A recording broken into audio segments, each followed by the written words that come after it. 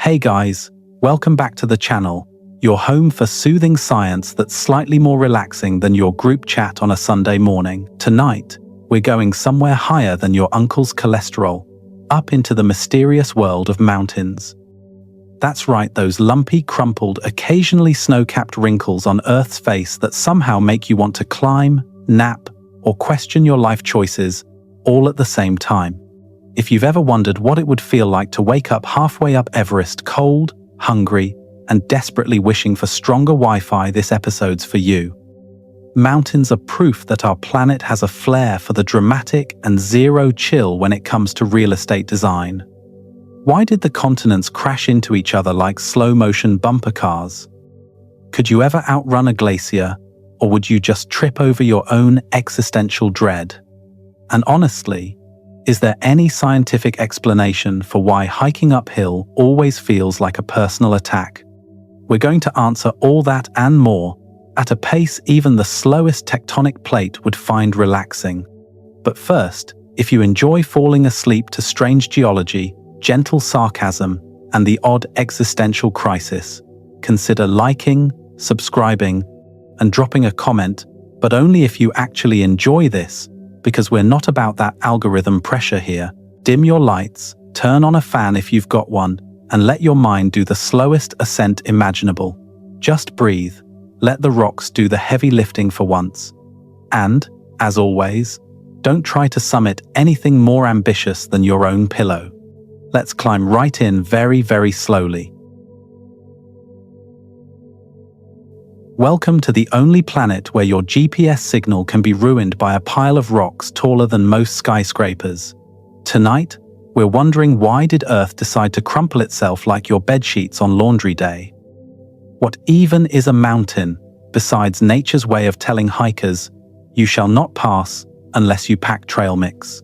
Let's start by imagining yourself as a tiny ant on a perfectly smooth marble. The view is nice, the journey is easy, and your biggest obstacle is an occasional piece of lint.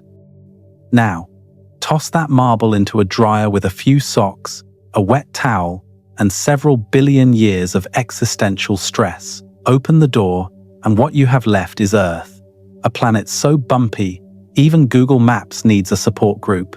You, lying there, may have grown up thinking the world was mostly flat, with just a few hills here and there to ruin your morning jog. But then you look at a map, or worse, try to drive through Colorado and realize something went very wrong in the laundry cycle of planetary design. The Earth's crust, the outermost skin of our planet, isn't a calm, unbroken sheet. It's more like a patchwork quilt, except the patches are constantly arguing, and sometimes one of them decides to pile itself several kilometers higher than the rest, just to make a point. So, why isn't Earth flat? Blame plate tectonics. Or, if you prefer, blame the fact that our planet is essentially a gigantic, molten, slow-cooking stew, constantly bubbling and churning from the inside out. The crust you walk on is just the slightly crispy top layer. Underneath, it's all hot goo and grumpy magma, forever shifting and pushing up against itself like a room full of introverts at a networking event. Mountains form where this crust buckles, crumples, and occasionally throws a tantrum. When giant slabs of the Earth's surface tectonic plates meet each other, they do one of three things: crash together and crumple. Hello, Himalayas. Slide past each other with passive-aggressive silence. California's San Andreas Fault, anyone? Or pull apart and let molten rock ooze up to create new ground, the ultimate DIY project, courtesy of the Mid-Atlantic Ridge. Earth is like a sleep-deprived parent folding a fitted sheet. Sometimes it goes smoothly, but mostly it just creates new wrinkles. From above, these wrinkles are mountains, ridges, peaks, and ranges that look serene on postcards and terrifying up close. For millions of years, rain, wind, and ice chip away at them, but the mountains are stubborn. Some grow faster than they erode. Others get worn down, transforming from dramatic, jagged spikes into soft, rolling hills, the kind you might mistake for giant green pillows. Either way, the process is never finished. Earth's surface is a work in progress, an eternal game of up, down, and sideways. But mountains aren't just random piles of rock. They shape our weather, store our water, and provide slightly too steep backdrops for your friends' questionable vacation selfies. Without mountains, rivers would wander aimlessly, clouds would forget where to rain, and winter sports would be limited to aggressive sledding on grassy slopes. Ever tried building a sandcastle? Gravity is your enemy, water is your friend, and someone always steps on your best turret. Now imagine making a mountain out of entire continents while everything moves, melts, and sometimes explodes. That's what Earth is doing, all the time, under your feet. So tonight, as you close your eyes, imagine the world as a gently bumpy blanket, soft in some places, wild in others, and always reshaping itself while you sleep. If Earth wanted to be flat, it would have picked a less dramatic hobby. But then, we wouldn't have the world's bumpiest, coziest, most adventure-filled landscape, or an excuse to buy really good hiking boots. And as for that GPS signal, let's just say, sometimes, even satellites get confused by Earth's love of a little chaos. Once upon a time, all land fit together like an awkward family reunion. Then, the continents got restless. Imagine your neighborhood slowly floating away from everyone else's, except instead of drama, you get the Himalayas. Let's picture you waking up in the middle of a supercontinent Pangaea. If we're being formal, where your morning commute involves a single landmass and not a single passport check. It's about 250 million years ago, and the world is the geological equivalent of one giant, uncomfortably crowded group chat. Everything's a little too close for comfort. Australia is hanging out with Antarctica, North America and Africa are practically holding hands, and somewhere, a dinosaur is wondering why its backyard barbecue is so crowded this year. But continents, like most guests at family reunions, have a hard time staying in one place for long. Earth's outer crust sits on massive slabs, tectonic plates that float above a layer of hot, slowly churning rock called the mantle. The plates move, but not in any organized, well-behaved way. Imagine trying to herd several very stubborn, extremely slow cats across a carpet made of lava. That's continental drift. Unpredictable, determined, and just slow enough that nobody notices until something dramatic happens, like the formation of the Atlantic Ocean. Now, you might wonder what it feels like to live on a continent that's constantly on the move. Honestly, you wouldn't notice unless you're a tree that lives for 2 million years or an exceptionally anxious beach chair. The continents creep along at about as fast as your fingernails grow, which means you could travel with your houseplants from Brazil to Africa, but you'd need about 100 million years and a lot of patience. But over eons, this slow-motion bumper car derby completely reshapes the planet. Pangaea didn't just crack and drift apart out of boredom. It was driven by forces deep within the Earth, convection currents in the mantle, pushing and pulling the plates around. Sometimes, continents drift apart and create wide, new oceans. Other times, they collide, crumpling the crust and piling up rocks into mountain ranges so high that only goats, yaks, and lost hikers dare visit. The drama doesn't stop there. The story of continental drift isn't just about making new mountains, it's about erasing old ones too. When continents collide, mountains rise. When they drift apart, valleys and rift zones form. Sometimes a continent rides up and over another. Sometimes it splits down the middle, sending entire ecosystems off on new adventures. Your local geology? Probably the result of at least a few 100 million years of very slow arguments between tectonic plates. Let's take India, for example, a continent that spent millions of years drifting northward, minding its own business, before crashing headfirst into Asia. The result? The Himalayas. You could call it the world's most dramatic fender bender, except instead of insurance paperwork, you get Everest. Meanwhile, the Atlantic Ocean is still getting wider as the Americas drift away from Europe and Africa, making long-distance relationships even harder for ancient fossils. Continental drift explains why you can find identical fossils in South America and Africa, or matching mountain chains in Scotland and the eastern United States. It's the original reason for same rock, different address. The world beneath your feet is a puzzle, constantly rearranging itself, one piece at a time. So tonight, as you settle in and the ground feels perfectly still, remember that you're actually along for a ride, a planetary road trip so slow and so vast, you'd need to sleep for 100 million years to notice any change at all. You may never feel the continents moving, but trust me, they're out there sliding, colliding, and occasionally ghosting each other across geological time. And next time someone asks why the world looks the way it does, just smile and say, continental drift.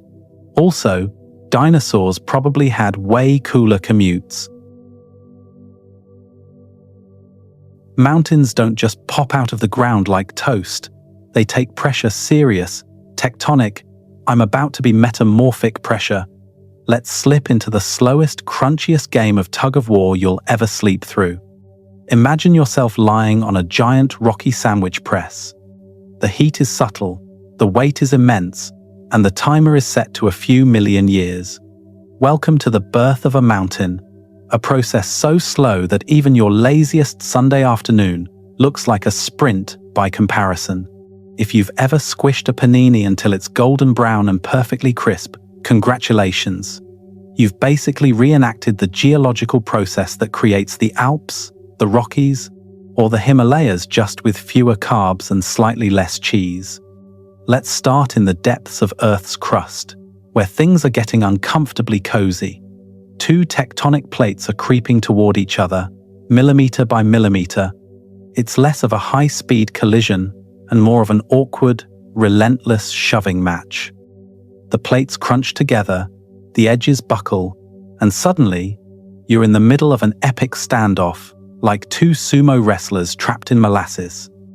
Over eons, layers of rock are pushed up, bent, folded, and, in some places, shattered entirely. The ground under your imaginary bed starts to bulge, then rise, then soar into the clouds, all because the Earth can't resist a good game of tectonic twister.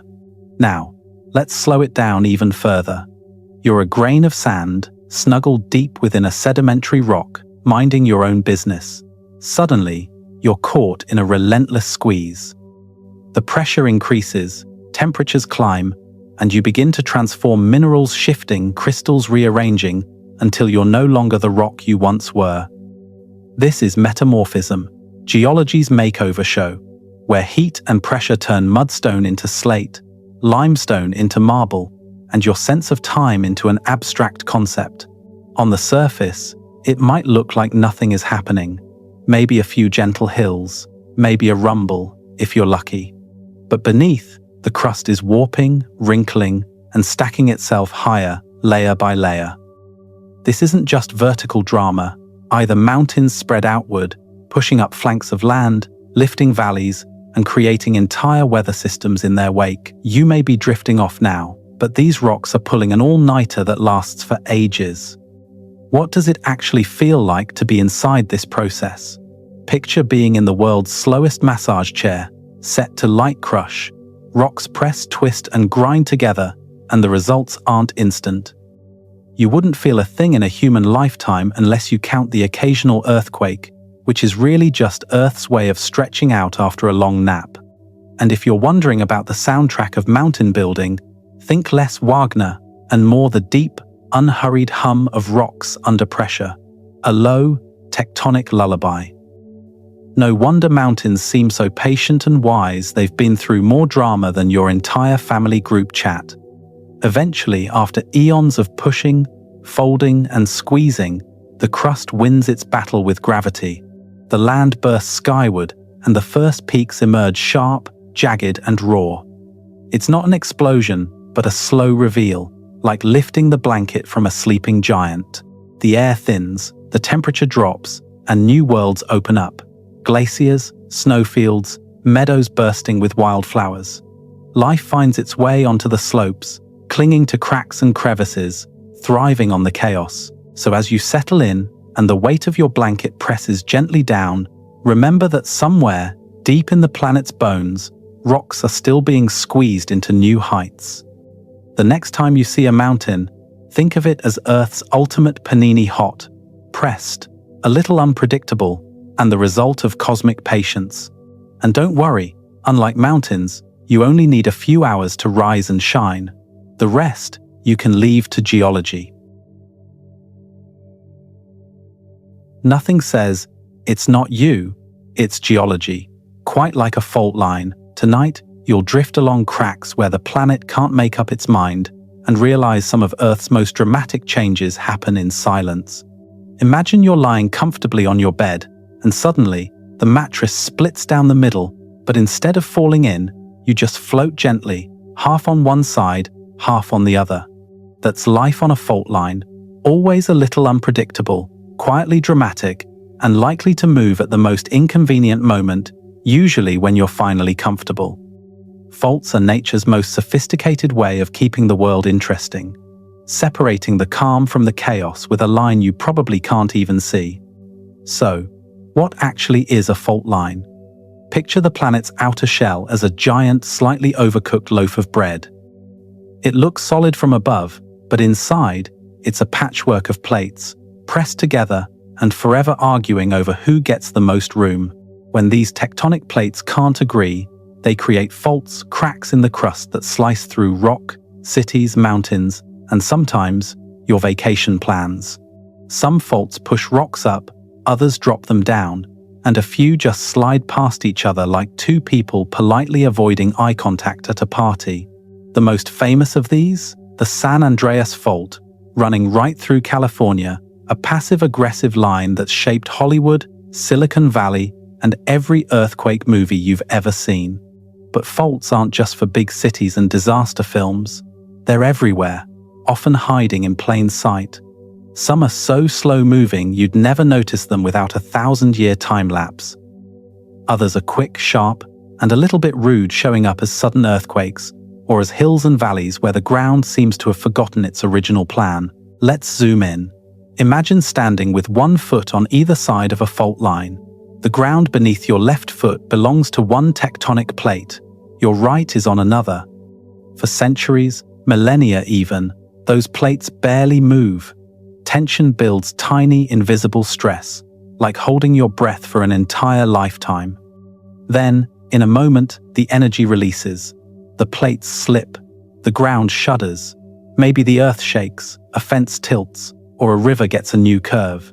And just like that, the planet has quietly rewritten a little piece of itself. Of course, faults aren't all about sudden drama. Sometimes, the action is so slow that you'd only notice it if you were a very patient geologist or a rock with excellent time management.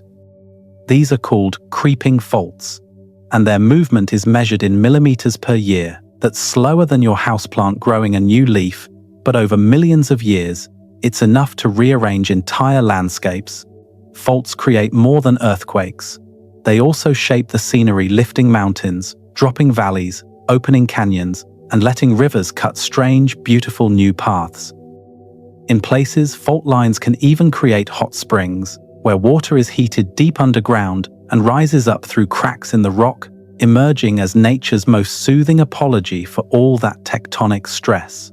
Think of it as the earth offering you a warm bath after an especially tense argument. Ever wondered why some cities have hills in the weirdest places? Or why mountain ranges sometimes seem sliced clean in two? Chances are, you're looking at the subtle handiwork of fault lines, the planet's original architects of surprise. Their movements are mostly silent, their work slow and relentless. But every so often, a jolt, a reminder that the ground beneath your feet is never truly still, just waiting for its next move. So as you drift off tonight, imagine yourself gliding along one of Earth's great seams, feeling the ancient tension, the slow-motion push and pull, the quiet promise of change. On a cosmic timescale, fault lines are a lesson in patience, flexibility, and the art of subtle drama.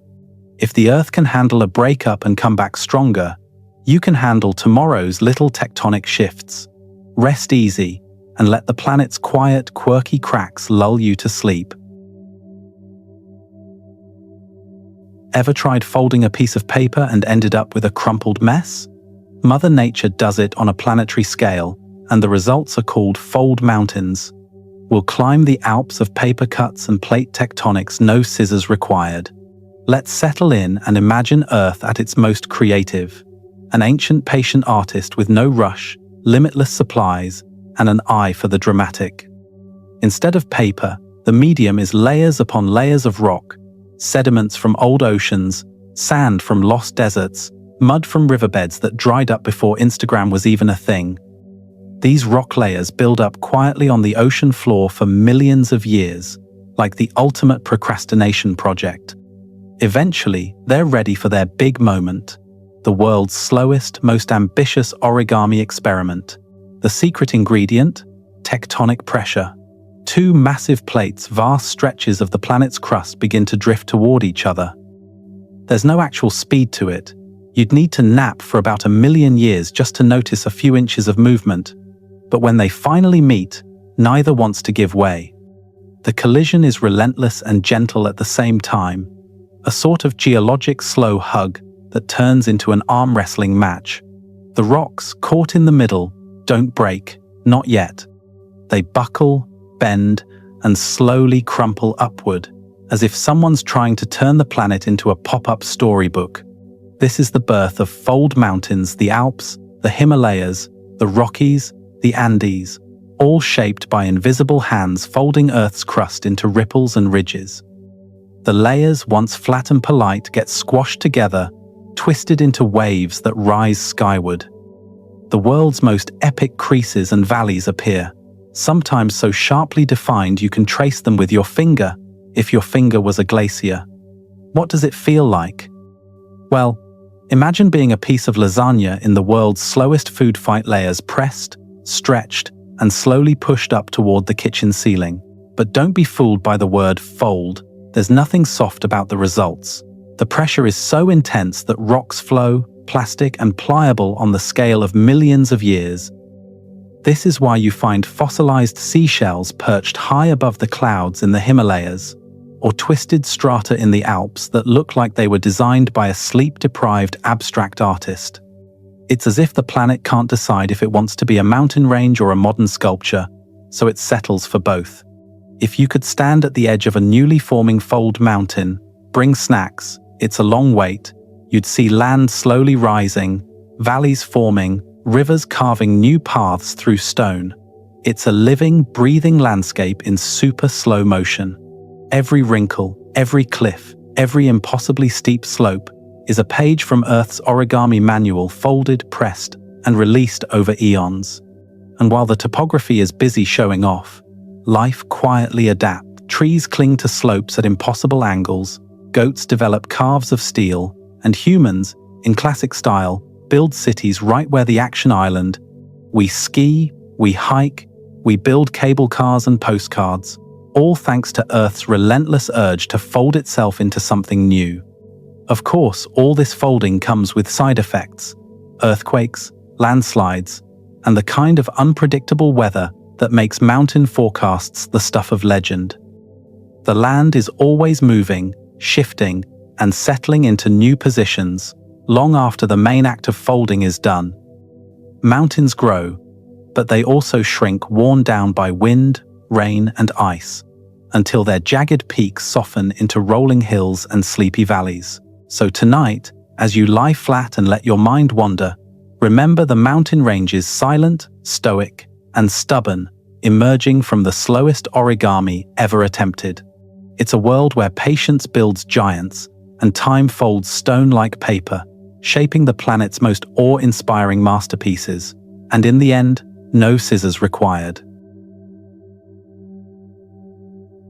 What happens when Earth gets indigestion? Volcanoes, meet the only mountains that sometimes grow overnight, spew lava, and then fall asleep for centuries. Bring marshmallows, or maybe just a fire extinguisher.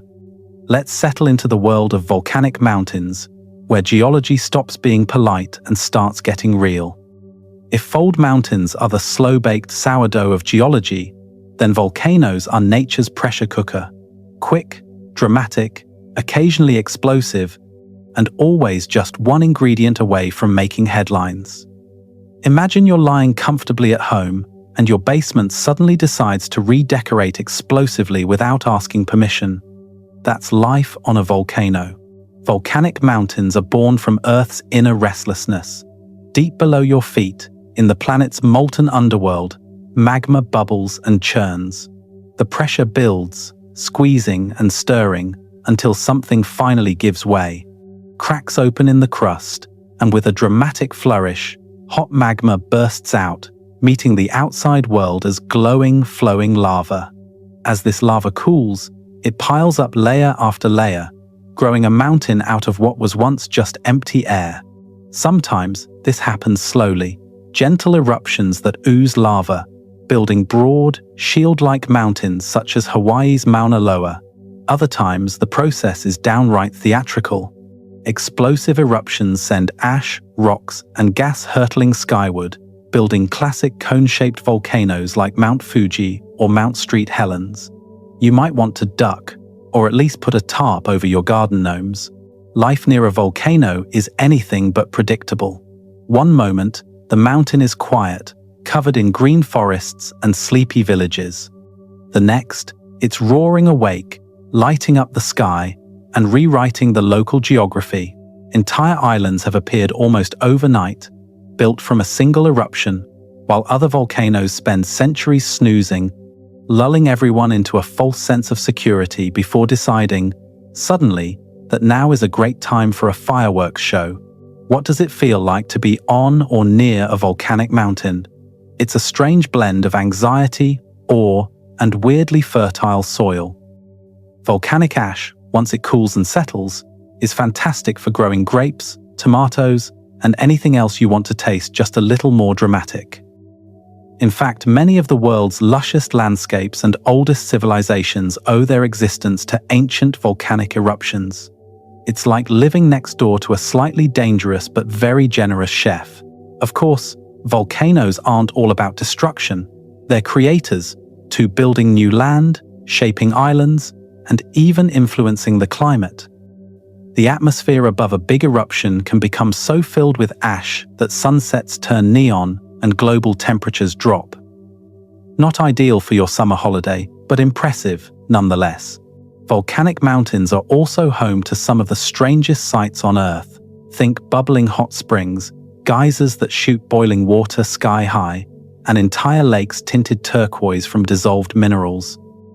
The landscape can look like it was dreamed up by a sleep-deprived artist with a lava lamp obsession. For a brief moment after an eruption, everything feels reset. New rock, new land, and a new canvas for life to reclaim. And then, just as quickly as it started, the volcano might go quiet. Sometimes for decades, sometimes for centuries. Birds return, plants sprout from cracks in the cooling lava. People move back in and set up camp, always hoping that this time the mountain will keep its temper. So as you lie back, safe and sound, remember that somewhere out there, Earth is still having its fiery mood swings. Volcanoes remind us that the ground beneath our feet is alive, unpredictable, and sometimes just a little bit dramatic. But without them, there'd be fewer islands, less fertile soil, and a lot less excitement in geology class. Whether you dream of roasting marshmallows on ancient lava flows, or just enjoy the comfort of solid ground, let volcanic mountains lull you into a sleep as deep and mysterious as Earth's own molten heart. And maybe keep that fire extinguisher handy just in case your dreams get a little too heated. Sometimes, mountains don't fold.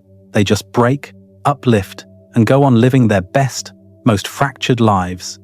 It's like the planet's version of a messy divorce, but with more boulders and fewer lawyers. Settle in, because tonight, you're about to float across the drama-filled landscape of block mountains, those peaks that weren't gently folded or artfully sculpted, but were instead cracked, shuffled, and hoisted skyward in an act of geological tough love. These aren't your typical, photogenic mountain ranges. Block mountains are wild, rugged, and a little bit rebellious, born from the kind of tectonic breakup where neither side wants to compromise and both end up a little taller than before. Let's set the scene. Deep beneath your imaginary mattress, the Earth's crust is under stress, quietly holding itself together until, one day, it just can't anymore. The pressure builds, faults form, and then snap. The crust breaks into giant slabs. Some chunks get pushed up, others slide down, and suddenly, the land is rearranged like a dropped tray of cosmic brownies. Welcome to the world of fault block mountains, where nature's favorite tool is the fracture, and its preferred decor is craggy, but make it bold. Ever heard of the Sierra Nevada in California or the Harz Mountains in Germany? Both are textbook block mountains, instead of the neat, rippling folds of the Alps. Block mountains are a study in contrasts: steep cliffs, flat-topped ridges, and dramatic escarpments that look like they were cut with a bread knife wielded by someone in a hurry. On one side, you'll find high peaks and plateaus basking in sunlight. On the other, low valleys and basins that get all the leftover weather. It's all thanks to faults, those cracks in the planet's surface, where tectonic plates decide to go their separate ways. In some places, blocks of crust are squeezed together and forced upward, creating sharp, proud ridges. In others, the ground slips down, forming deep basins and valleys. The results are as quirky as they are breathtaking. Land that rises and drops with unapologetic abruptness, like the plot twists in a soap opera written by a geologist. If you were to drift over a block mountain, you'd notice the air gets thinner, the rocks get sharper, and the views become suspiciously Instagrammable. Look closely, and you'll see scars, sheer cliffs, tumbling scree, and tilted layers of rock that all hint at a violent past.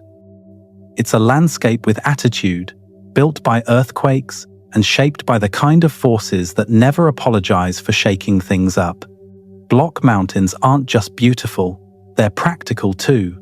The cracks and uplifts expose minerals and crystals that would otherwise be buried deep underground. Over centuries, people have followed the clues, finding silver, gold, and other treasures hidden in the fractures. The valleys below, meanwhile, become cradles for lakes and rivers, their shapes dictated by the tectonic version of creative problem-solving. What's it like to live near a block mountain? Imagine unpredictable weather, a constant view of jagged peaks, and the occasional reminder that the ground beneath you isn't quite as solid as it looks. Some days, you get perfect blue skies and crisp mountain air. Other days, you wonder if you should invest in earthquake insurance or just build your house on wheels. Still, there's a special comfort in knowing that even broken things can be majestic.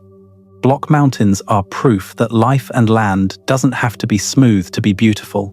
The world's most memorable vistas are sometimes born from the roughest breaks. So tonight, as you drift towards sleep, let the thought of fractured, uplifted mountains remind you, even after the earth splits and the dust settles, something new rises up, unexpected, bold, and quietly magnificent. No lawyers required. What do you get when magma pushes up but doesn't quite erupt? Dome mountains, aka Earth's subtle pimples. Let's have a soothing look at nature's most patient, slow-motion swelling. Picture this. You're lying in bed, relaxed, and somewhere deep beneath your pillow, the earth is quietly getting a little puffy. Not with drama or fireworks, but with a slow, steady rise, a gentle bulge that doesn't break the skin, but just hints at something brewing below. This is the secret life of dome mountains, geology's answer to the world's slowest and least intrusive pimple. Let's take it from the top literally. Unlike the violent, lava-spewing spectacle of volcanoes, dome mountains are masters of subtlety. The drama happens out of sight, far beneath the surface. Deep within the crust, magma rises hot, buoyant, and eager to join the world above. But the crust won't give in. There's a stalemate. The magma can't break through, so instead, it quietly pushes the overlying rock upward, creating a smooth, rounded swell. It's less eruption and more gentle persuasion. You can think of it like a blister forming under thick skin. Except the skin is made of ancient granite and the whole process takes a few million years. The end result is a dome, a gentle, rounded mountain, sometimes so wide you'd never guess it was even a mountain unless you had a few spare satellites and a keen eye for contour maps. Dome mountains can take many forms. Some are classic textbook domes, smooth, symmetrical, and so perfectly rounded you might be tempted to bounce a quarter off the summit. Geologists do not recommend this. Others are more lopsided or split, depending on the local rock's mood that century. The Black Hills of South Dakota and the Henry Mountains of Utah are perfect examples. Ancient rocks pushed up and arched, but never quite split open. What does it feel like to be part of this process? Imagine being under a weighted blanket that gets slightly heavier every year, just enough to notice, but never enough to break through. There's a sense of patient tension, a subtle push that eventually lifts the whole landscape skyward. Rock by rock, layer by stubborn layer, the world above may barely notice, but over geologic time, what was once flat becomes a gentle giant, a landscape that holds its secrets close. Dome mountains don't have the jagged cliffs or sheer faces of their more dramatic siblings. They're the gentle giants of the mountain world, soft, rolling, and quietly impressive. Sometimes, erosion gets in on the act, stripping away the upper layers and exposing the core of the dome in rings, like a cross-section of a tree. These exfoliation domes are especially beautiful, with curved slabs and smooth faces perfect for climbing, napping, or just admiring from a safe distance with a picnic blanket. And while dome mountains might not erupt, they do change the world around them. Their rise can redirect rivers, trap rain, and create unique ecosystems. Wildflowers bloom on their gentle slopes, and forests wrap around their curves. Even the animals seem to sense that this is a calm, peaceful kind of mountain, less avalanche risk, more opportunity for a lazy afternoon nap. If you've ever gazed out at a rounded hill and wondered why it's not pointy, you might just be looking at one of these quiet giants, a place where the Earth's inner heat and outer patience meet in perfect, subtle balance. So tonight, as you settle in, picture the gentle swelling of a dome mountain beneath starry skies, a slow, unhurried uplift that reminds us not all change is sudden or dramatic. Sometimes, the world's most profound shifts happen in silence, and sometimes the mountains that rise the slowest have the softest, most comforting presence. Rest easy, knowing that somewhere, even now, the Earth is working on its next masterpiece, one patient, rounded swell at a time. After a rough few million years, even mountains need a makeover. Rivers, wind, and ice are Earth's ultimate exfoliators, scrubbing away peaks, carving valleys, and giving old rocks a new lease on life. Let's drift into the slow, soothing rhythm of geologic self-care. Imagine a mountain as a patient spa guest, checking in after a few million years of tectonic chaos. It's tall, jagged, and frankly looking a little stressed. Fortunately, the planet offers the best spa treatment in the solar system: erosion. There's no cucumber water, but there is glacial massage, wind therapy, and the occasional mud wrap administered over epochs. The process begins gently. Rain falls on the rocky slopes, soaking in, freezing at night, and expanding in the cracks. Each freeze-thaw cycle pries the mountain open, tiny bit by tiny bit. Ice works its slow magic, splitting rock with all the subtlety of a polite jackhammer. Meanwhile, wind whistles past, picking up sand and dust, scouring the mountain's face, smoothing rough edges, and revealing the clean lines beneath. If the mountain had skin, it would be glowing. But rivers are the true star of the show. Water trickles down, carving small channels that become creeks, creeks that become rivers, rivers that slice deep valleys through ancient stone. The mountain, once sharp and dramatic, begins to soften. Ridges melt into gentle hills, valleys widen, carrying away bits of rock and dust, eventually depositing them somewhere far away, perhaps as a sandy beach or a fertile plain. Erosion isn't just destruction, it's relocation. It's Earth's way of tidying up, moving clutter from one room to another, with time as the only moving company. Sometimes, the spa day gets a little intense. Glaciers, the heavyweight champions of erosion, arrive in cold ages, grinding down everything in their path. Imagine an ice sheet a mile thick, inching along over centuries, dragging rocks, scouring valleys, and leaving behind U-shaped masterpieces that turn mountain ranges into natural amphitheaters. The Alps, Yosemite, the Scottish Highlands, all shaped by glaciers on a slow-motion exfoliation spree. Of course, even the gentlest spa treatments leave their mark. Erosion carves out the world's most dramatic scenery, deep canyons, towering arches, and improbable stacks of rock balanced like the world's most precarious Jenga game. The Grand Canyon? That's just a river with 5 million years of free time and a passion for landscaping. Bryce Canyon's hoodoos, Monument Valley's buttes. Each one is a sculpture carved by wind and water, a reminder that time is the planet's best artist. If you could fast forward through millennia, you'd see entire mountain ranges shrinking, blurring, melting into rolling hills and lush valleys. But don't let the soft shapes fool you. The material hasn't vanished.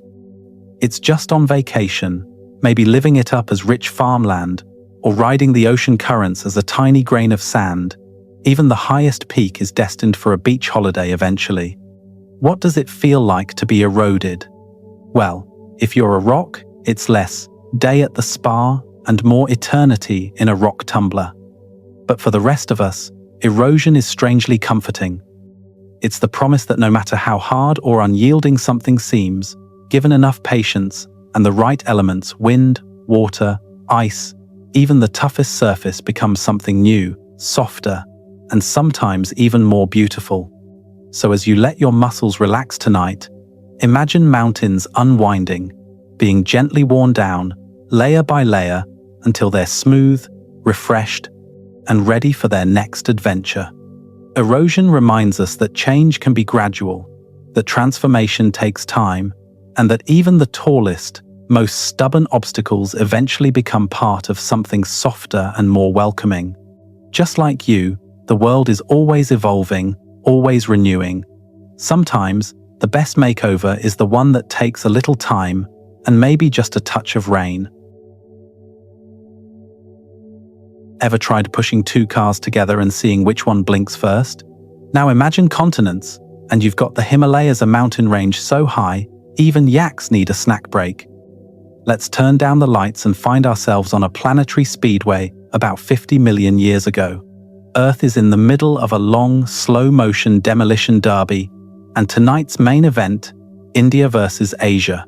India, a whole continent's worth of ambition, has been drifting north for tens of millions of years, powered by plate tectonics and an unspoken urge to crash the biggest party in geologic history. Asia, the reigning heavyweight, stands unmovable in the north. When they finally meet, neither backs down. Instead, they do what continents do best. They crumple, buckle, and pile up skyward. That's right. The Himalayas exist because India simply would not take no for an answer. The Indian plate is still nudging north at about the speed your fingernails grow. On a human scale, that's glacially slow. On a geological scale, it's practically a sprint. Every year, the collision pushes the mountains a few more millimeters higher, so if you ever feel like you're not making progress, just remember, even Everest is still on the way up. What's it like to be caught in the world's most epic fender bender? Imagine standing in a city that's being gently shoved upward, year after year, until you're looking down at the clouds. The earth below creaks and groans, valleys deepen, and the land reshapes itself in ways that defy gravity and reason. Mountains rise so quickly, geologically speaking, that rivers have no choice but to cut deep gorges through the stone, creating places like the Kali Gandaki Gorge, which slices through the range with a nonchalance only a river could manage. But the Himalayas aren't just tall, they're young. In geological terms, they're barely out of the cradle. The peaks are sharp, jagged, and prone to landslides, as if the mountains themselves haven't quite settled into their new shape. If the Rockies are your wise, old mountain uncles, and the Appalachians your ancient, crumbling great-grandparents. The Himalayas are the teenagers soaring, dramatic, and just a little unpredictable. From base camp to summit, every layer of rock in the Himalayas tells a story. Fossilized seashells cling to cliffs over 80 meters high, proof that this land was once under a warm, shallow ocean. That's right, Everest is made of limestone and shale formed in tropical waters, now standing on top of the world. If you ever need a reminder of life's unpredictability, just remember that somewhere in the Himalayas, there's a snail fossil enjoying the view from the roof of the planet. Of course, life here has adapted in kind. Snow leopards prowl the crags, red pandas nap in high-altitude forests, and herders tend yaks with lungs that would put any gym enthusiast to shame. For centuries, people have built monasteries that perch on sheer cliffs, growing crops in thin air and calling these heights home. The air is thinner, the weather is wild, but the view, well, there's nothing like it on Earth. And as for the collision, it's far from over. India is still pushing, Asia is still resisting, and every now and then, the ground trembles with the ongoing tension. The Himalayas are growing, shrinking, shifting, and changing, a living testament to the restless energy beneath your feet. So as you close your eyes tonight, imagine the slow, unstoppable collision that lifted a continent into the sky, a mountain range born from stubbornness, patience, and the world's most impressive game of bumper cars. Sometimes, the most breathtaking beauty comes from refusing to stand still. Not all mountains like attention. Some hide under oceans, quietly rivaling Everest in height. Tonight, we'll drift through the shadowy world of mid-ocean ridges, seamounts, and the world's sneakiest geography. Imagine sinking gently beneath the surface of the sea, your ears filling with that muffled blue silence. Down here, the light fades, the pressure rises, and the scenery gets downright dramatic if you know where to look. Most of us picture the ocean as a deep, endless plain, but hidden under the waves is a landscape as rugged and wild as any you'll find above water. The world's largest mountain ranges, most of them are underwater, quietly minding their own business, unseen by anyone who doesn't own a submarine or a very ambitious GoPro. Let's start with the mid-ocean ridges, the spine of the planet, running like a jagged scar across the ocean floor.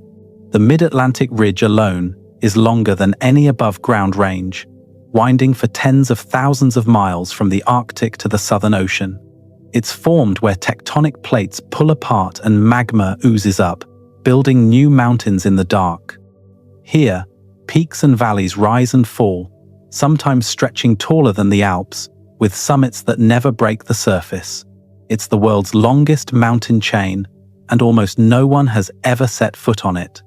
But ridges are just the start. Scattered across the ocean floor are thousands of lonely seamounts, underwater mountains, rising thousands of meters from the depths, some of them almost scraping the sunlit surface. Imagine Mount Fuji, but with fish swirling around the summit and no chance of a ski lift. These silent giants are often extinct volcanoes, relics of ancient eruptions that built up, cooled down, and now serve as oases of life in the deep. If you were a fish, a crab, or a squid on a midnight swim, you'd find these peaks irresistible. Seamounts break up the endless blue, stirring currents and drawing nutrients up from the depths. Coral reefs wrap around their slopes, plankton blooms in their shadows, and entire cities of marine creatures gather where the water flows fastest. Scientists call them biodiversity hotspots. Fish probably just call them home. Then there are the guyots, a word that sounds made up, but isn't. These are undersea mountains with flat tops, shaved off by ancient waves when sea levels were lower, then left behind as the ocean rose. It's like finding a table in the middle of a desert, only the desert is made of water and the table is covered in shellfish. What does it feel like to stand well, float atop an undersea mountain? The water above presses down with a weight that would crush a submarine like a soda can, but for the creatures here, it's just another day. No sunlight reaches the deepest peaks, so life glows in the dark, tiny bioluminescent plankton, mysterious squid, and fish with their own built-in headlights. It's silent, cold, and utterly alien, but strangely peaceful. A world where mountains don't seek applause, just quiet endurance. Every so often, an undersea mountain breaks the surface and becomes an island. Hawaii started this way, as did Iceland and the Azores. Even now, new peaks are rising underwater, ready to see the sun one day, or maybe just enjoy eternal solitude below the waves. So as you drift off tonight, picture these secret summits. Mountain ranges no hiker has climbed, valleys no feet have ever touched, and wild, rugged peaks hidden in the world's deepest blue. Sometimes, the most awe-inspiring sights are the ones that never see the light of day. And if you dream of mountains tonight, don't be surprised if they're covered not in snow, but in coral, kelp, and a school of curious lanternfish. Even the tallest mountains have a secret side sometimes. They're just a little shy. Long before humans had hiking boots, ancient mountains rose and crumbled. These ghostly remnants weathered, low, but legendary, are Earth's way of whispering bedtime stories to the rocks. Let's slow time down until centuries pass in a blink and the world around you blurs, growing softer with every heartbeat. Before the Himalayas were even a sketch on a tectonic blueprint, Earth was already in the business of building and burying mountains. The planet's first great peaks were forged when the continents were still learning their dance steps, clashing, merging, drifting apart, and leaving behind stone reminders of every slow-motion collision. Imagine drifting across a landscape that looks gentle and rolling, all grassy hills and mellow ridges. But look closer, and you'll see the ghosts of something greater. The worn-down peaks of ancient mountains, old enough to have forgotten their own beginnings, lie beneath your feet. The Appalachians of North America, for example, once soared higher than the Himalayas do today, towering above a world where fish still dreamed of legs. Now, after hundreds of millions of years, they're rounded and wise, holding their secrets under blankets of forest and mist. These are the mountains that watched as trilobites scuttled, dinosaurs thundered, and continents did the world's slowest waltz. Every ridge and valley tells a story. A collision here, a volcanic outburst there, followed by eons of rain, wind, and frost, patiently chiseling away what once reached the sky.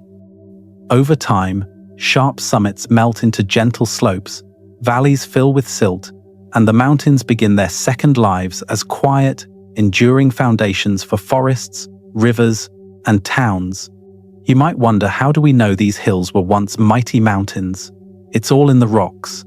Deep inside, you'll find folded layers, twisted and squeezed by pressures unimaginable.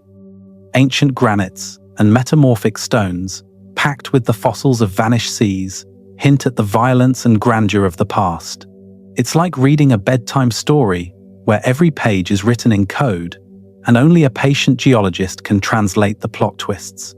If you could fast forward the movie of Earth, you'd see mountain ranges rising and falling like breaths. The roots of ancient peaks reach deep, sometimes even deeper than modern giants. As the surface wears away, the old bones of the mountains remain, steady and immovable, shaping weather, soil, and the paths of rivers for eons to come. The legacy of ancient mountains isn't just geological.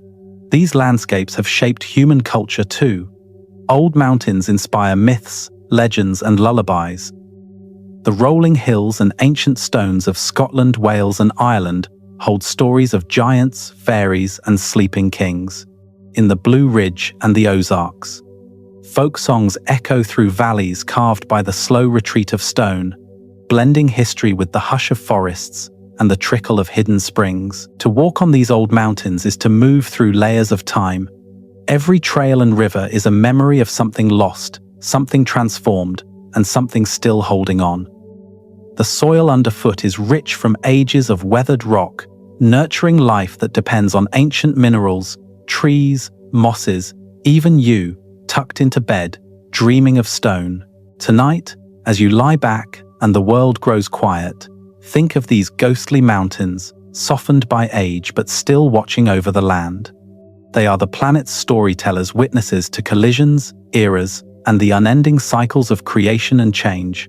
Their patience is boundless, their presence soothing. And so, Earth whispers bedtime stories in ridges and valleys, in granite and moss, reminding us that even after the tallest peaks have fallen, their spirit endures gentle, wise, and waiting for someone to listen. Mountains take their sweet time. We'll measure their progress in millimeters per year, which is slower than most queues at the DMV, but with better scenery. Picture yourself at the starting line of the world's slowest marathon.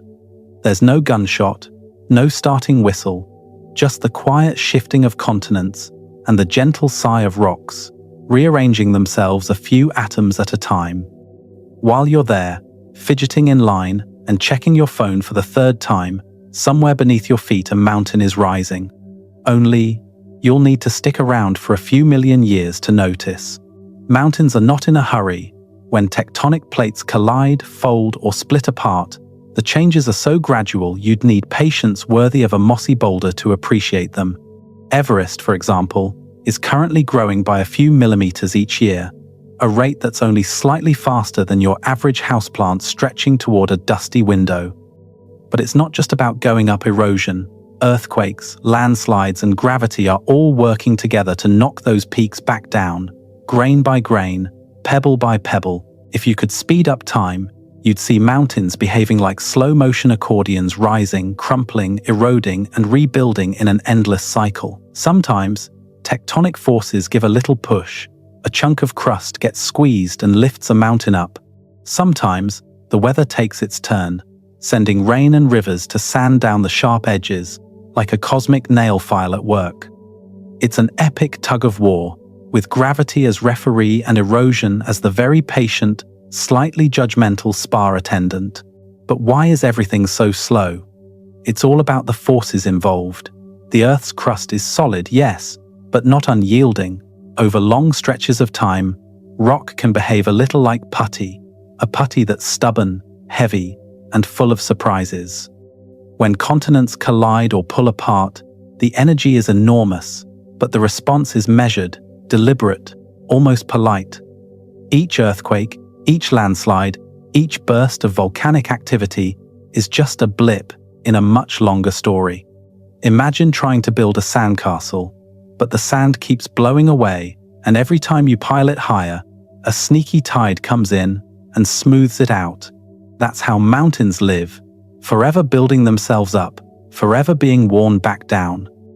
Even in places where mountains seem eternal, like the Andes or the Himalayas, the peaks are just momentary victories in a very, very slow contest. And just to keep things interesting, the race isn't the same everywhere. In some places, uplift outpaces erosion, and the mountains creep a little higher each year. In others, erosion wins, and the mountains settle into comfortable hills, draped in forests and memories. Sometimes, a single earthquake or volcanic eruption can change the landscape in a day, moving mountains, literally. But then the patient, everyday forces of wind, water, and gravity take over again. All of this means that no mountain, no matter how mighty, is permanent. The sharpest summit will someday wear down to a rolling plain, and even the humblest hill might, given time, be lifted into the clouds. The pace is glacial, sometimes literally, but the scenery is always changing, always beautiful, always in motion. So next time you find yourself waiting in a long line, stuck in traffic, or watching paint dry, remember, you're moving faster than most of the planet's mountains. The peaks outside your window are proof that slow doesn't mean stagnant. It just means something important is happening in the background. And tonight, as you rest, let the slow race of the mountains remind you that growth, real, lasting, geological growth, takes patience, persistence, and a little bit of quiet determination.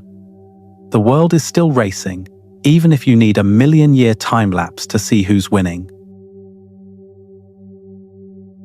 Peek inside a mountain, X-ray vision not required. Layers of rock, fossils, Old magma nature's version of a really intimidating 7-layer dip. Let's gently part the surface of a mountain, peeling back the stone as if it's a cosmic layer cake baked over millions of years. The outside is rough, sometimes snowy or forested, but beneath that rugged exterior lies an intricate, fascinating world, one that most of us will never see, and unless we're especially enthusiastic spelunkers or a particularly curious yeti. Start at the top. This is the weathered surface, battered by wind, rain, and ice, shaped by countless cycles of freezing and thawing. Here, soil gathers in cracks, mosses, and lichens hang on for dear life, and small streams start their journey downward. Sometimes, you'll even find a glacial cap or a crown of ancient snow, preserved year after year. This is the mountain's skin, tough, battered, but always changing. Dig a little deeper, and you find layers upon layers of sedimentary rock sands pressed into sandstone, silts into shale, muds into slate. Some of these layers are so old, they remember the feel of ancient seas or the touch of primordial forests. Fossils hide in these rocky strata, the stone-pressed memories of trilobites, shellfish, ferns, and sometimes even the bones of long-lost reptiles. It's a vertical timeline, stacked and sorted by pressure, chemistry, and the world's most patient hand.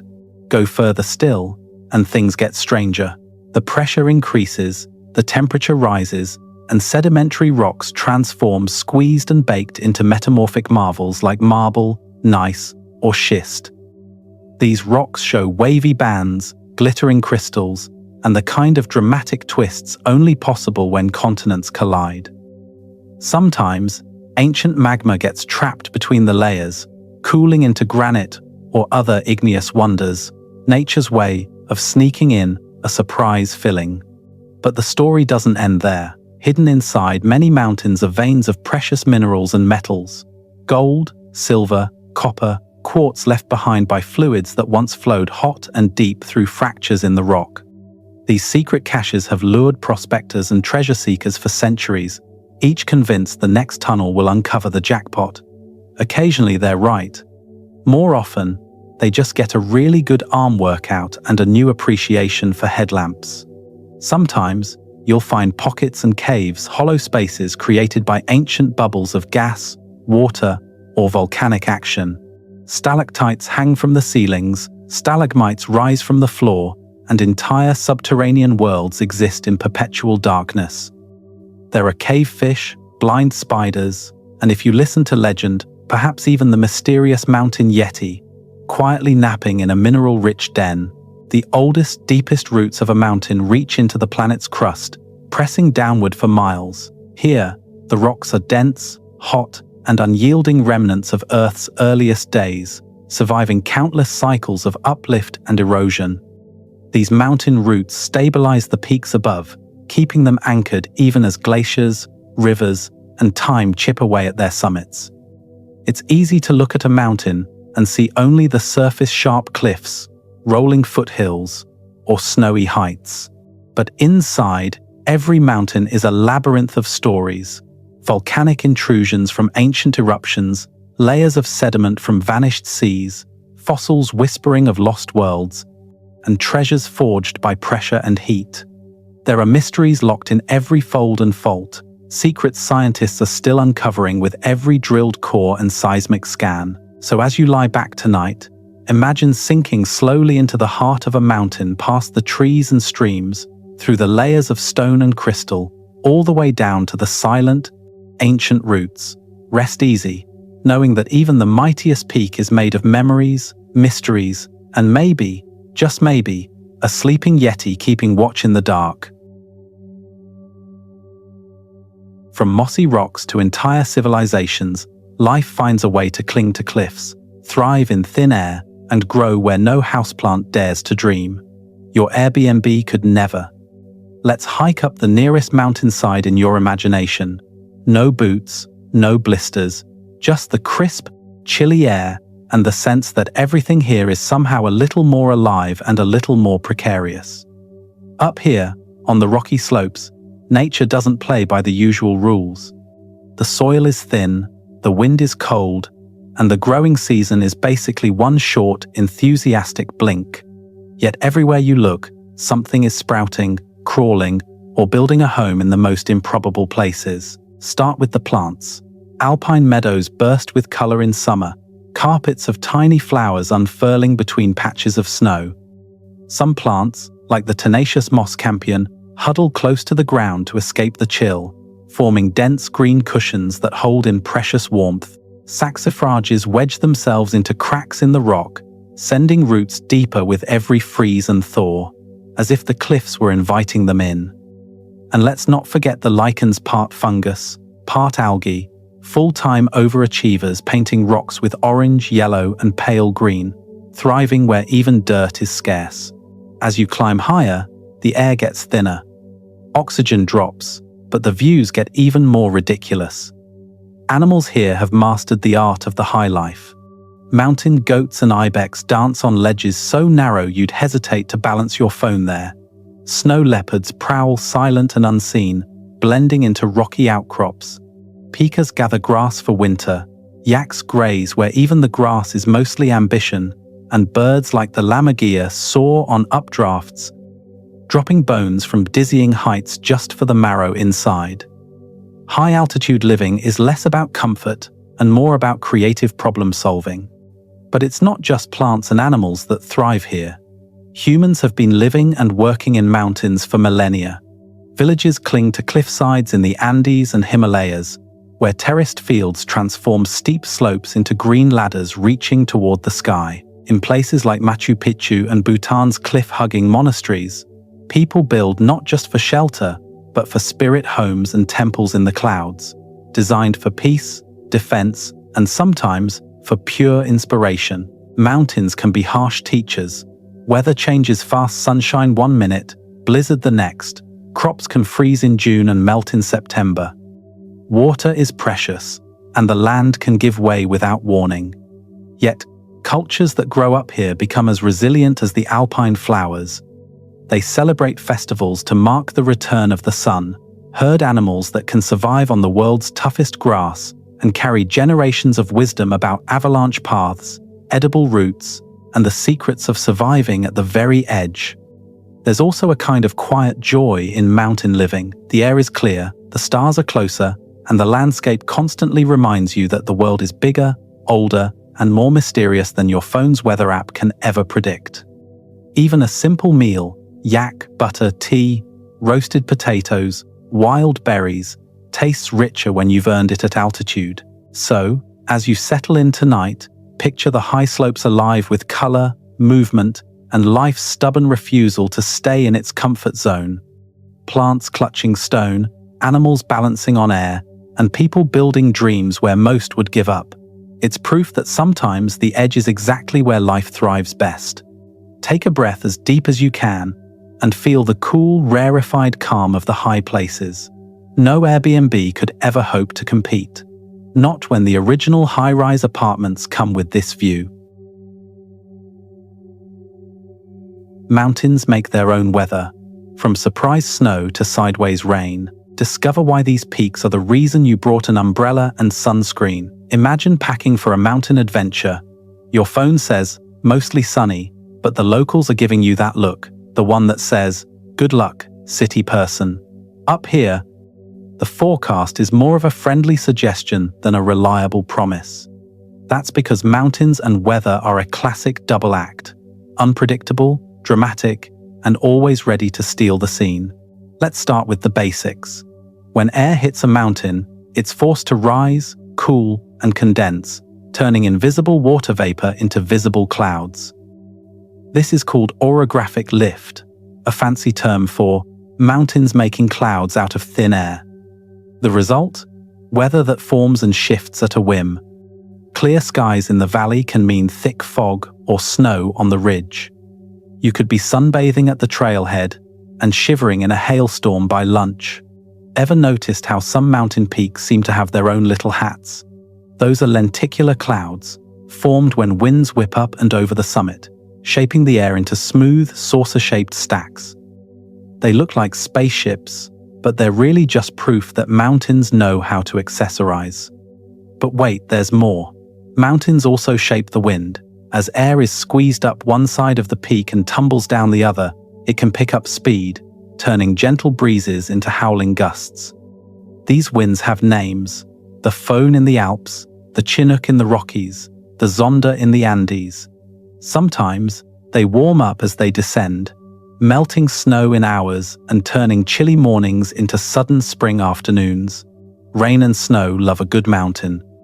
As the air rises and cools, moisture squeezes out, dumping precipitation on the windward side and leaving the other side, called the rain shadow, remarkably dry. This is why the lush, mossy forests of the Pacific Northwest exist on one side of the Cascades, while dry, golden grasslands stretch away on the other. The mountains don't just host the weather, they dictate it, turning the world into a patchwork of climate zones. It's not all about storms, though. Mountains can create their own microclimates, little pockets of warmth, frost, or humidity that let rare plants and animals thrive in secret. A sunny slope may be covered in wildflowers while, just around the bend, a hidden valley keeps snow through midsummer. The shape of the land shapes the life that lives on it, all thanks to a never-ending dance with the sky. Of course, mountain weather has a flair for the dramatic. Thunderstorms roll in out of nowhere, lightning forks across peaks, and rain can fall sideways, making umbrellas more decorative than useful. One minute you're hiking in golden light, the next you're wrapped in a cloud that turns the world white and soundless. There's a reason seasoned climbers say, if you don't like the weather, just wait 5 minutes or move 500 feet. What does all this mean for your imaginary mountain escape? Pack layers and snacks and sunglasses, sunscreen, a rain jacket, and, ideally, a sense of humor. Because in the mountains, the only guarantee is that the weather will surprise you and probably ruin your hair. But that's part of the charm, so as you snuggle in tonight, listening to the wind or the quiet patter of rain, remember, every mountain has its own personality, and every peak tells the sky what to do. You're safe and dry now, but somewhere high above, the drama duo of mountain and weather is still putting on a show. And tomorrow, if you wake to sun, snow, or something in between, just smile and thank the nearest hill for keeping things interesting. When the sun sets, mountains get eerily quiet unless you count avalanches, singing frogs, or the wind that sounds suspiciously like your old haunted attic. Settle in for a night on the slopes. Close your eyes and imagine yourself wrapped in a sleeping bag, halfway up a mountain, surrounded by shadowy ridges and the ghostly outlines of trees. As dusk fades, a hush settles over the landscape, deep and vast. It's the kind of silence that hums so complete you hear your own heartbeat, so vast you wonder if you've accidentally wandered into the world's quietest concert hall. But listen closely. The mountain isn't as empty as it seems. Maybe you hear the lonely trill of a frog or the soft chorus of crickets hidden in the grass. On warmer nights, a stream gurgles nearby, the water echoing off rocky walls. Wind, always restless in the high places, sighs through pine needles and rattles loose stones. Occasionally, it finds a hollow tree or a crevice in the rocks and lets out a moan that could win any haunted house contest. Above the sky is a riot of stars. Far from city lights, the night unfolds in a dazzling display, the Milky Way spilling across the sky, planets twinkling, satellites gliding silently from horizon to horizon. On some nights, meteors flash a brief, silent exclamation mark in the endless sentence of night. Up here, the sky feels close enough to touch. The cold makes the stars sharper, the darkness more profound, and your sense of wonder almost as wide as the mountain itself. But with the beauty comes a chill. As the last sunlight drains from the peaks, temperatures plummet. This is where the infamous sub-zero socks come in, thick, woolly, and essential. Even in midsummer, mountain nights can turn toes into popsicles and breaths into tiny clouds. Campers and climbers learn to layer up, burrow deep, and sometimes even sleep with their water bottles to keep them from freezing solid by morning. Night on the mountain is both exhilarating and humbling. You're a small, warm speck surrounded by a vast, wild world. There's comfort in the closeness of your shelter tent, cabin, or just a pile of blankets under the open sky. There's awe in realizing how little separates you from the elements. A few millimeters of nylon or wool between you and the mountain's timeless chill. Every now and then, nature stirs. You might hear the distant rumble of an avalanche, snow shifting under its own weight far above. Don't worry, most avalanches are just the mountain's way of stretching out after a long day. Or perhaps a fox slinks by, unseen but curious, its paw prints left behind in the soft, silvery dust. If you're lucky, you might catch the silhouette of an owl gliding soundlessly overhead, or glimpse a pair of eyes glowing in your headlamp's beam, deer, perhaps, or something smaller and furrier, with ambitions no bigger than a midnight snack. Night in the mountains is the ultimate retreat, a break from noise, light, and the everyday rush. Here, you're reminded that you're not alone. The wind is always moving, the stars are always shining, and the mountain is always quietly alive. The slopes cradle you in their immensity, and the world outside your sleeping bag slips away, replaced by dreams as wide as the night sky. So as you settle in for sleep, snuggled in your warmest socks, listen to the subtle symphony of nighttime peaks. The hush, the distant sounds, the chilly air, let them lull you, gently, into the deep and peaceful rest that only mountains can give. Why do humans keep putting temples and legends on the highest rocks? Because up here, the air is thin, and so are our excuses. Join the world's most mystical altitude club. Imagine climbing above the tree line, the world below shrinking to a patchwork of valleys and clouds, your breath coming in shorter, sharper bursts.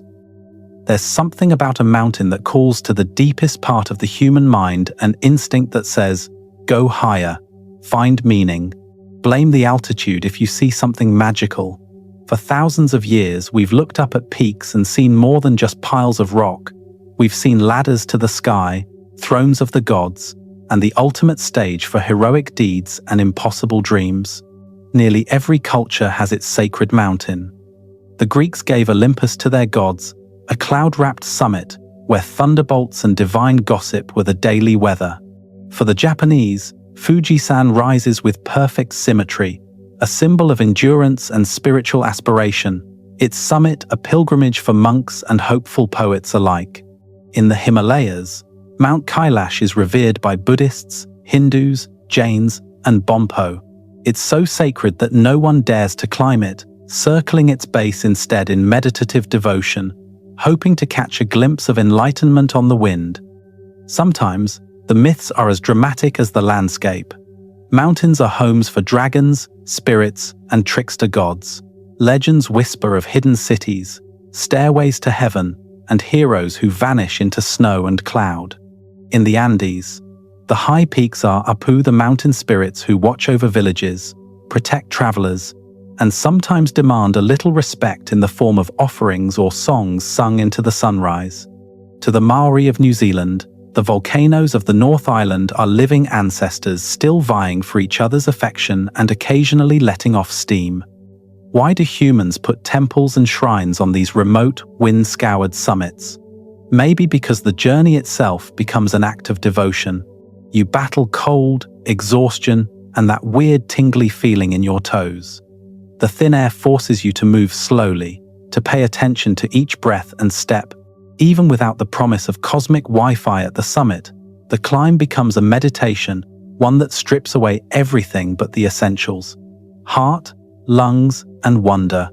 And it's not just spiritual seekers who come here. Artists and poets have always found inspiration in the high places, sketching wild ridgelines and writing verses that try and usually fail to capture the feeling of being so close to the sky. Explorers chase legends of lost cities and yetis, while scientists study rare plants and animals adapted to life at the very edge of survival. Some come for the view, others for the challenge, still others just to prove to themselves that they can. Of course, there are practical reasons too. High places offer perspective, a lookout for travelers, a fortress in times of danger, or a place above the chaos of ordinary life. But when you reach a mountaintop temple, flags flapping in the wind and prayer wheels spinning, it's hard not to feel you've entered a different world. Up here, the distance between earth and sky feels smaller, the air clearer, and the stories closer to the truth. As you nestle into bed tonight, imagine the sacred peaks glowing in the last light of sunset, prayer flags fluttering, ancient stones warming in the day's final rays. Picture the winding path that leads ever upward through forests, past waterfalls, and into the silence above the clouds. Up here, excuses fall away, and you're left with only the essentials: breath, awe, and the slow, steady beat of your heart. Maybe that's why mountains are sacred, because they remind us that even on the world's highest rocks, we're all looking for something bigger than ourselves. Sometimes, the planet's spa day goes wrong, and everything shakes. Let's talk tectonic tension and why the best-laid mountain plans sometimes slip. Imagine the planet as a very large, very old massage chair, one that's great at working out tension, but occasionally hits the seismic surprise button deep beneath your feet. Tectonic plates are forever pushing, pulling, and grinding against each other. Mountains rise from their epic slow-motion battles, but all that pushing doesn't come without a little drama. Every so often, the stress gets to be too much, and snap. The ground moves, the earth shudders, and suddenly, everyone's looking for their emergency flashlight. Earthquakes are the world's most abrupt reminder that even the most majestic, unyielding mountain is built on shifting ground. You might think of mountains as stable, permanent fixtures, solid, silent, and serene, but beneath their calm surface, forces are always at work. Tectonic plates don't just press politely against each other. Sometimes, they lock up, straining and bending until they can't hold it anymore. When they finally let go, the stored energy releases in waves. Waves that shake the ground, topple stones, and sometimes send mountain goats scrambling for cover. Most earthquakes are so small you'd never notice them, tiny adjustments in the world's slowest game of Jenga. But every now and then, the planet pulls out a big one. Mountains can buckle, valleys shift, and rivers change their course overnight. The very ground beneath your feet can ripple like water in a pond. It's unsettling, awe-inspiring, and just a little bit humbling. If you were to drift off to sleep on a tectonic fault, you might feel nothing for years. Then, in a moment, the world reminds you that solid ground is just a pleasant illusion. For all their strength and endurance, mountains are actually quite good at hiding their restlessness. Their rocky roots absorb a lot of stress before finally letting it go, sometimes quietly, sometimes with the kind of noise that makes news anchors use dramatic graphics. Let's not forget that earthquakes are part of the reason mountains exist in the first place. Without tectonic collisions, there would be no Himalayas, no Andes, no majestic peaks at all. Earthquakes are like the planet's way of tidying up after a long construction project, moving the furniture, rebalancing the shelves, and occasionally shaking the whole house just to make sure you're still paying attention. Of course, earthquakes aren't all destruction and chaos. They can open new springs, shift the course of rivers, and create fresh habitats for plants and animals. In the long run, these sudden slips help mountains grow taller, valleys become deeper, and the land find a new balance. Even the quietest mountain has a wild side, a reminder that patience and unpredictability are just two sides of the same geological coin. What does it feel like when a mountain gets restless? Imagine the stillness of a deep, moonlit night, and then a sudden jolt, as if the world just sneezed. Trees shiver, rocks tumble, and somewhere deep below, the earth lets out a sigh of relief. It's a reset button, a reminder that the story of the mountains is never finished, always evolving. So tonight, as you tuck yourself in and listen to the quiet, know that somewhere in the world, a mountain is adjusting, a fault is slipping, and the land is finding its equilibrium once again.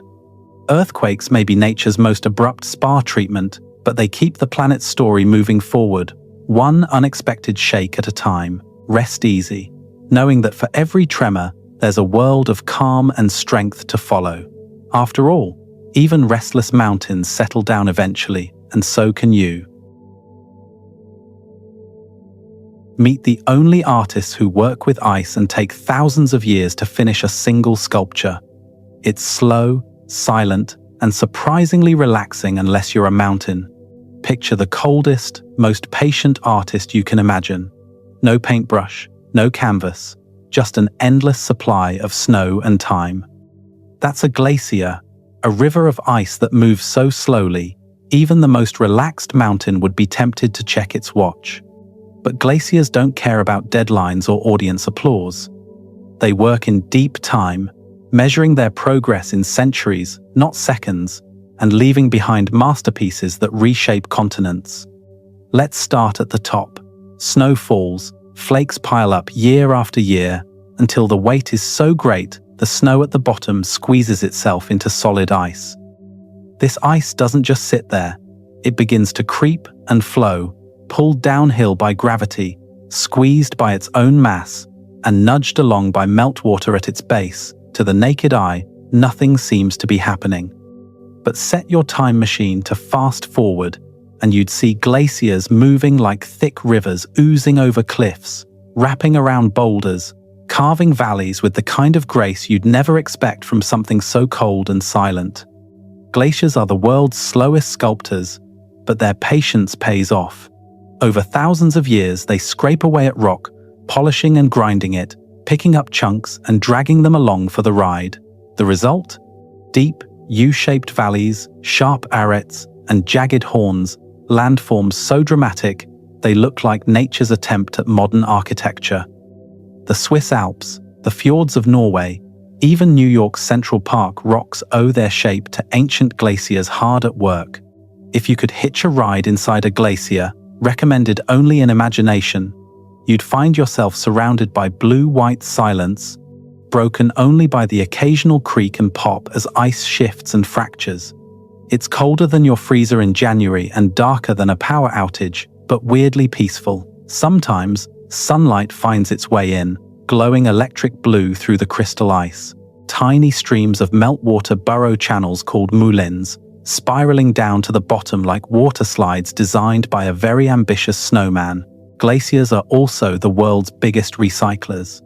As they melt, they release water that feeds rivers, fills lakes, and sustains whole regions in dry seasons. The meltwater carries bits of ground-up rock called glacial flour, which drifts into lakes and turns the water a luminous turquoise, a secret revealed only to those who venture high or far enough to see it. But glaciers aren't forever. They're sensitive to temperature, shrinking and retreating when things warm up. Even the mightiest glacier can melt away, leaving behind traces, moraines of gravel and stone, giant boulders perched in odd places, and the unforgettable marks of their icy passage. These landforms are like postcards from an ice age, quietly reminding us that the landscape is always changing, always being reimagined. What does it feel like to be a mountain with a glacier on your back? Imagine being slowly massaged, scraped, and occasionally pinched by a force that never sleeps. Sometimes the ice carves away at your sides, sculpting sharp ridges. Sometimes it sits quietly, growing heavier and heavier, until one day it melts and flows away, leaving you lighter but forever changed. Tonight, as you drift off, picture the patient work of glaciers, the slow slide, the soft pressure, the gentle reshaping of rock and valley. There's beauty in the pace, in the certainty that change will come, but only when it's good and ready. Glaciers remind us that the slowest art can be the most enduring, and that even the coldest hands can leave the warmest impressions on the world. Nothing gold can stay, but hills are the coziest leftovers. Drift across gentle slopes that used to scrape the sky, now mellowed by time, weather, and sheep. Let's imagine you're lying in a sunlit field, gazing across a landscape that looks like someone smoothed out the world's wrinkles with a soft green iron. Gone are the jagged peaks and sheer cliffs of mountain drama. Instead, the land undulates in gentle waves, the sort of topography that invites picnics, poetry, and the occasional nap. You're on a rolling hill, one that was millions of years ago, the roof of the world. This is life after erosion, the final act in a mountain's long, slow performance. All those epic tectonic collisions, volcanic tantrums, and glacial massages eventually give way to the patient hands of water, wind, and frost. Over millennia, sharp summits are worn down, rocky faces softened, and everything unnecessary is swept away. The result is a landscape that's not so much retired as it is wonderfully content. Hills that hold the memory of mountains, rounded and wise. Take the English countryside, or the Blue Ridge Mountains in the American Southeast. These aren't young upstarts. They're ancient mountains, eroded and mellowed into hills so soft, even the most dedicated hiker could stroll for miles without breaking a sweat. Sheep and cattle wander the slopes, streams meander without hurry, and every patch of wildflowers sways gently in the breeze. If mountains are for adventurers, hills are for dreamers. The magic of these hills lies in their subtlety. You might not realize you're walking the spine of an ancient giant, but look closer. The rocks underfoot are twisted and folded, hints of a violent past hidden beneath blankets of grass and heather. Fossils, minerals, and old volcanic cores tell the story of what once was and what will be again. In these places, the land is like a well-worn book, the plot lines faded but the comfort undeniable. There's something deeply soothing about a world without edges. The soft slopes seem to cradle you, wrapping the earth in a gentle embrace. Trees cluster in the folds, villages nestle in valleys, and life goes on in a slow, rhythmic way. Even the weather feels a little gentler, rain and sun trading places with less drama than you'd find among the high peaks. Erosion is the sculptor here, working quietly and persistently. Each raindrop, each gust of wind, each frost and thaw chips away at what's sharp and leaves behind what's soft. It's nature's way of recycling grandeur into comfort, wildness into home. And while it might sound like an ending, it's really a new beginning. Rolling hills feed rivers, nurture forests, and provide the soil for fields, orchards, and all the quiet joys of pastoral life. What's it like to be a hill after a life as a mountain? Imagine letting go of ambition, trading your vertigo-inducing heights for a life of peaceful views and gentle sunsets. You're still part of the story, just in a quieter, more laid-back chapter. You shelter wildlife, hold secrets, and provide a soft place for tired feet and wandering minds. So tonight, as you drift off, picture these ancient hills rolling away into the distance, soft as pillows, golden in the fading light. Think of all they've seen, all they've been, and all the comfort they now provide. There's beauty in endings, solace in softness, and a kind of quiet magic in knowing that even the tallest mountains become gentle places to rest, given enough time and a little help from the weather. Sleep easy, surrounded by the cozy leftovers of the world's wildest adventures. Earth isn't the only show in town. Tonight, we'll wander across lunar ranges and Martian volcanoes, proof that even the universe has a thing for altitude. Settle in and imagine lifting off from your cozy, gravity-bound bed and floating out into the solar system, heading for places where mountains rise without trees, snow, or even the sound of wind. Our planet may be packed with dramatic peaks, but it's far from alone. In fact, some of the solar system's most jaw-dropping heights are found where the air is thin, the ground is otherworldly, and the scenery is out of this world, literally. First, let's drift toward the moon. Earth's little sibling looks, at first glance, like a barren ball of dust and craters. But look closer, and you'll see mountain ranges nearly as old as the solar system itself. The Montes Apenninus, Montes Alpes, and Montes Caucasus. These names might sound like exotic ski resorts, but they're actually the wild, rugged spines left over from ancient asteroid impacts. When giant rocks slammed into the young moon, they sent up waves of stone that froze in place, creating ranges that stretch for hundreds of kilometers and reach heights of over 50 meters, nearly as tall as the Rockies. Unlike Earth, these mountains don't erode much. Without wind or rain, they keep their sharp edges for billions of years. standing like petrified waves in a silent, eternal sea. Now, set your sights on Mars, a planet with a serious case of mountain envy. Here, you'll find Olympus Mons, the undisputed king of all solar system summits. Picture a volcano so tall that if you set it down in the United States, its base would stretch from Seattle to Detroit. Olympus Mons rises nearly 22 kilometers, that's almost 13.6 miles, above the Martian surface, nearly 3 times the height of Mount Everest.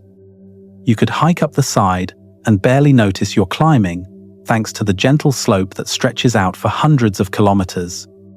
No trees, no mountain goats, just endless rusty rock, and the faint hope that maybe, just maybe, a Martian rover will wander by to take your picture. Martian mountains come in all sizes. The Tharsis region is packed with towering volcanoes, each one a testament to eons of eruptions and geological ambition. Valles Marineris, a canyon so vast it makes the Grand Canyon look like a crack in the sidewalk, slices through the Martian highlands. These are not gentle landscapes, they're the result of forces that could move worlds, lava, impacts, and the slow flexing of a planet's crust. What would it feel like to stand atop a lunar ridge or a Martian summit? The silence would be absolute: no birds, no breeze, just the faint whir of your spacesuit fan. You'd see a sky dark even at noon, the stars unblinking, and a sun much smaller than you're used to. On the moon, Earth would hang in the sky, blue and beautiful, a constant, unreachable companion. On Mars, you'd see nothing but orange dust stretching away in every direction, under skies sometimes tinted pink with thin clouds. There are mountains on other moons too. Titan, Io, and even the icy moons of Jupiter and Saturn boast ranges sculpted by tides, ice, and volcanoes, unlike anything on Earth. Across the solar system, it seems, the urge to rise is universal. So as you drift off tonight, let your dreams wander far from home over the craggy peaks of the Moon, across the sweeping slopes of Mars, and into the quiet, dizzying heights where no air stirs, no water flows, and yet the universe still manages to build mountains. Because altitude isn't just an Earth thing, it's a cosmic calling. Ever wondered why dreams set in mountains feel so epic? There's something about the high places, whether real or imagined, that makes the mind wander, climb, and rest. Let's settle in, close your eyes, and picture yourself in a dream. Maybe you're standing at the edge of a vast, sweeping ridge, the sky stretching overhead in impossible blue. Or maybe you're climbing, step by step, up a trail that winds through mist and sunlight, leading you toward a peak that seems to shift just out of reach. Mountains in dreams are more than just backdrops. They're symbols of challenge, escape, wonder, and renewal. There's a reason so many ancient stories place their most dramatic moments on mountaintops. Think about it. The hero's journey is never complete until they've faced the climb, literal or figurative. Mountains are the stage for vision quests, moments of transformation, and the quiet thrill of perspective. From the mythical Olympus to the mystical Himalayas, these high places are where the human spirit goes to stretch, reflect, and sometimes just catch its breath. Psychologists have noticed that people often dream of climbing when they're wrestling with big decisions or chasing after something important. The upward struggle in a dream can echo the work of growing, changing, or overcoming a challenge. Every switchback and scramble reflects a real-world effort, building a new habit, healing from loss, or daring to hope again. The summit, whether you reach it or not, is less about conquest and more about clarity. Up here, you see farther, breathe deeper, and find a kind of stillness that's hard to come by on life's flatlands. But mountains in your mind aren't just about ambition or struggle. Sometimes they're a place to hide, to rest, to get away from it all. High places invite solitude, silence, and peace, the kind that lets thoughts settle, worries shrink, and new ideas take root. Maybe you're not climbing at all in your dream. Maybe you're lying in a wildflower meadow, listening to distant thunder, or watching clouds drift lazily below you. That, too, is a kind of summit, a place where rest feels as sweet as accomplishment. Of course, sometimes mountains in dreams are wild, surreal, or even impossible. Peaks float above the ground, staircases spiral into the sky, and paths appear and vanish with each step. The mind, when set loose in high places, invents landscapes no cartographer could ever capture. It's proof that the desire to rise above, to see the world from a new angle, lives deep in the brain's oldest architecture.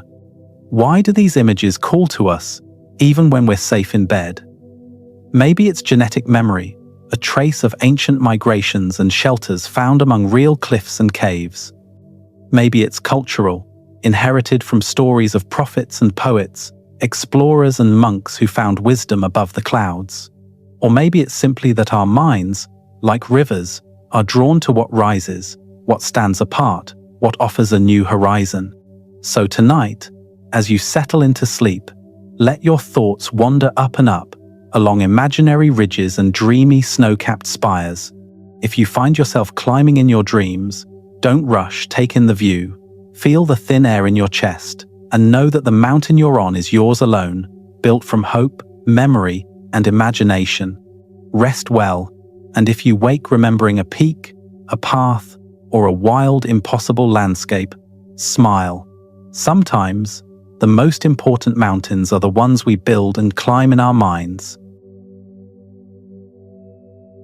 Snow, plus gravity, plus, I bet I can make it to that next ridge. The science and absurdity of why mountains sometimes wake up all at once. Settle into your blanket and imagine yourself in the hushed calm of a snowbound mountain, where everything feels still, safe, and wrapped in white. Then, just as you're drifting off, the world suddenly decides it's time for an unscheduled alarm clock. That's an avalanche, the mountain's not-so-subtle way of letting everyone know that peace and quiet are strictly temporary. Avalanches happen when a blanket of snow gets just a little too ambitious for its own good. Each snowstorm adds a new layer, sometimes light and fluffy, sometimes heavy and icy. For a while, everything holds together, snowflakes stick, layers bond, and the slope wears its white coat with pride. But all it takes is one weak spot, one rogue skier, or even the distant rumble of thunder, and gravity decides to get involved. Suddenly, thousands of tons of snow lurch downhill in a white, roaring rush. It's the most dramatic snooze button in nature, quick, loud, and totally unstoppable. But why do avalanches happen, and why now? The science is a careful blend of physics, geology, and a touch of winter mischief. Most avalanches are triggered when heavy snow layers sit on top of weaker ones, like a mattress on a pile of marbles. Add the right amount of extra weight, another snowstorm, a warming sun, or the world's most optimistic mountain goat, and the whole thing slides. Sometimes, it's the result of rapid warming, with sun and wind melting the top layer, making it slippery and eager to move. Other times, it's a perfect, frozen domino effect. A small crack travels through the snowpack, triggering the entire slope to collapse in a matter of seconds. Avalanches come in all shapes and sizes. Some are shallow, sweeping a thin layer off the surface in what scientists call a slough.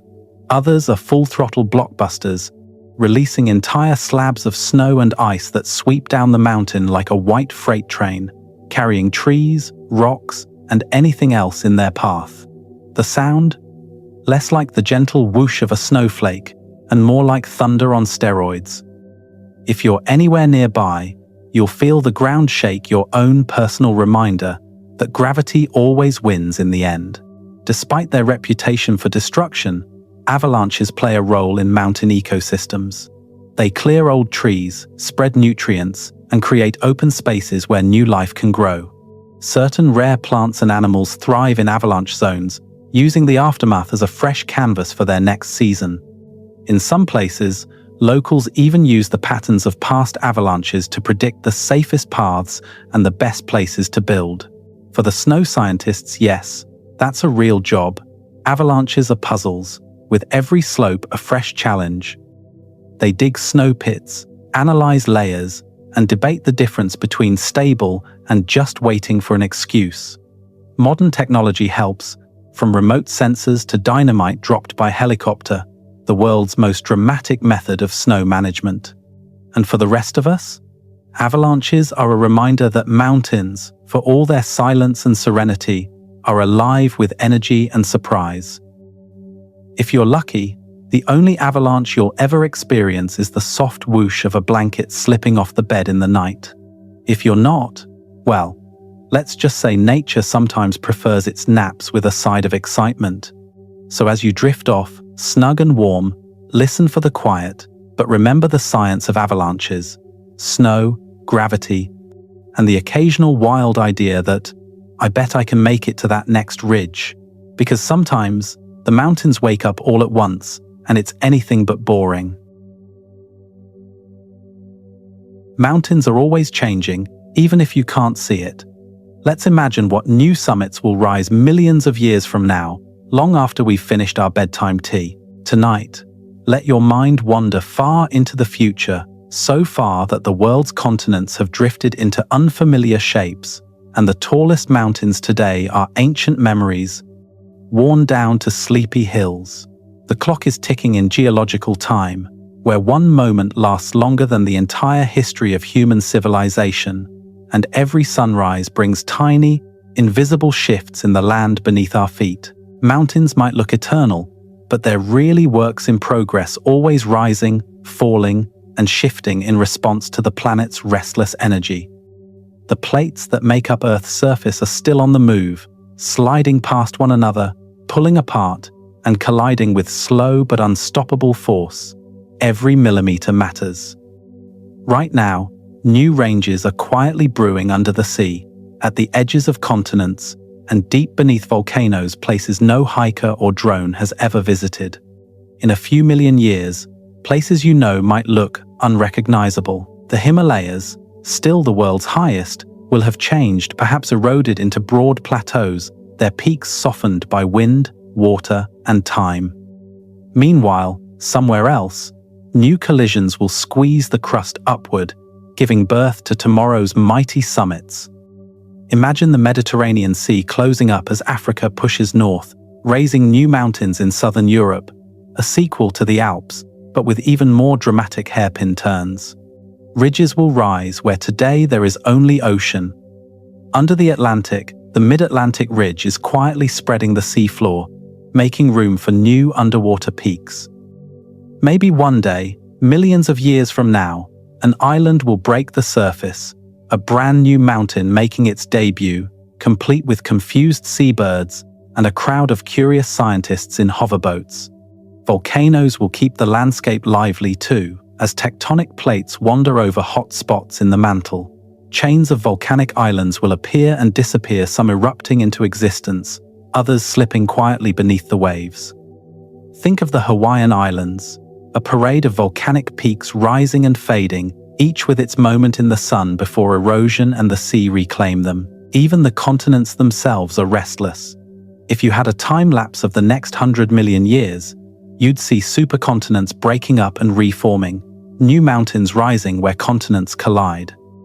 Australia might crash into Asia, Antarctica could drift north and thaw, and somewhere unexpected, a new range will pierce the sky. The climate, too, will help decide which peaks prosper and which get whittled away. Glaciers will come and go, carving valleys and sharpening summits during ice ages, then vanishing to leave the land softened and green. The world's highest places will always be sculpted by weather, just, perhaps, not the weather we know today. What would it feel like to witness all this? Probably dizzying, standing in one place as the land rises beneath you, feeling mountains grow where there was once only plain. Rivers reroute, forests migrate, and seas retreat, all while you sip your imaginary bedtime tea and watch the drama unfold at the slowest possible speed. But tonight, you get the best seat in the house, safe, still, and able to dream about landscapes you'll never see, but which are as real as any range that came before. Because in the grand timeline of the Earth, every mountain has its moment, and the peaks of tomorrow are already on the move, rising inch by inch, breath by breath. So, as you settle in for sleep, remember, the world is always building new heights. The next great adventure, the next quiet summit, is already on the horizon, waiting for someone, someday, to climb it and wonder what came before. So tonight, as you drift off in your gently rumpled bed, spare a quiet moment for the mountains, the restless, wrinkled storytellers of our planet.